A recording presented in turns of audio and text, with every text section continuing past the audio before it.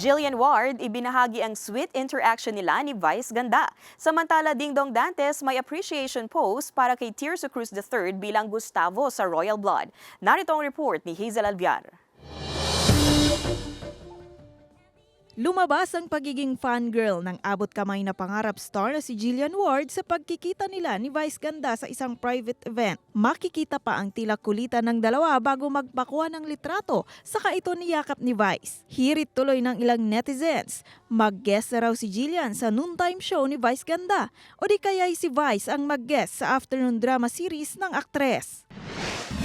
Sa huling linggo ng Royal Blood, isang nakatutuwang appreciation post ang ibinahagi ni Kapuso Primetime King Dingdong Dantes para kay Tirso Cruz III sa husay nito sa pagganap bilang Gustavo Royales. Makikita sa video na kasama nito ang batikang aktor at crew ng serye. Sabay tanong ni Tirso kung sino ang pumatay sa kanyang karakter na sabay-sabay naman nilang sinagot. Sino ang pumatay sa akin?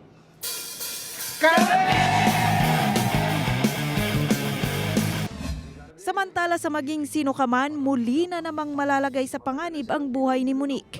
At to the rescue pa rin si Carding. Ano kaya ang mangyayari kay Carding sa pagliligtas niya kay Monique? Ang mga kapanapanabik na eksena sa maging sino ka man, abangan pagkatapos ng 24 oras. Hazel Alviar, Balitang Southern, Tagalog.